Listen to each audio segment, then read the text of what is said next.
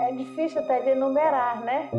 Porque a nossa geração vem de uma infância muito natural e nós ficávamos na fazenda, porém, por eu ser a caçula, já tive grande parte da minha infância aqui em Aragarças, sempre aqui em Aragarças.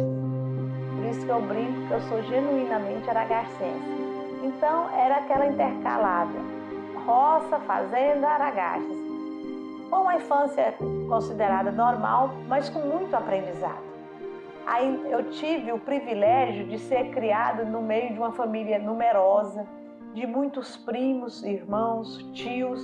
E o que é melhor, lá na fazenda havia-se muitos garimpeiros, pessoas que traziam conhecimento e sabedoria de todas as partes do Brasil. E isso ajudou na nossa formação, desde a formação de caráter, à formação também de conhecimento populares, de conhecimentos regionais, porque ali paravam homens de todas as regiões do Brasil. Nossa criação, como a gente já mostrou a casa que nós fomos criados, era sem nenhum conforto.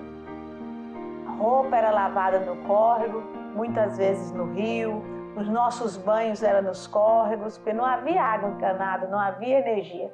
Então, toda a iluminação era à base de lamparina, querosene. E à noite, mamãe trabalhava muito. Durante o dia, os afazeres que exigiam claridade. Lavar roupa, cuidar dos animais, dos bichos, fazer comida para a pionada, para os garimpeiros. E à noite, o trabalho da mulher continua. Os homens ficavam lá na porta conversando, contando causos e histórias. E Dona Júlia era hora de limpar o arroz, socar o arroz, limpar o arroz. Era hora também, ela costurava, mesmo com a luz de lamparina, ela costurava, fazia os afazeres de buiava milho, fazia todos os afazeres, preparava para o dia seguinte, à luz de lamparina. Nós só tivemos energia elétrica já na década de 2000, 2001, 2002, que nós colocamos energia elétrica lá na fazenda. Antes era base de lamparina. Eu já era casada quando colocou energia elétrica lá na fazenda. E o mais interessante é que nós vivíamos, sobrevivíamos felizes e não sentíamos falta.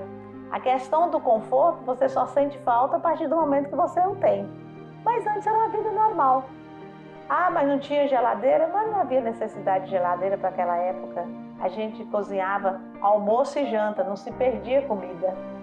Claro que não era tão econômico quanto agora, né? Você tinha que preparar o alimento na proporção de ser consumida. Não poderia, como um feijão que você cozinha, congela, não se falava nisso. A carne você secava para poder armazená-la. Então, você se reinventa. A verdade é que o ser humano, em especial a mulher, ela se reinventa e se adequa a cada situação que a gente tem que passar, tem que viver. Mas eu trago com alegria essa fase da minha vida que não tinha esse conforto que tem hoje, porque isso nos alicerça, isso nos dá força e faz com que nós sobrevivemos às várias situações. Eu sou feliz pela infância que eu tive.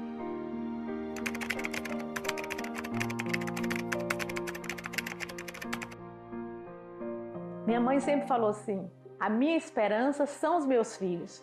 E isso trouxe a responsabilidade. Eu tinha na mente sempre ter uma formação para poder ter um poder aquisitivo maior para ajudar meus pais. Ela sempre colocou: a minha esperança são meus filhos. Eu já vim para a cidade, né? Que meu irmão, a nossa diferença de idade é grande. Como a minha mãe teve que mudar-se para a cidade para os meus irmãos estudarem, eu já nasci aqui. E aí sempre ouvindo a necessidade de estudar, a necessidade de ter uma formação.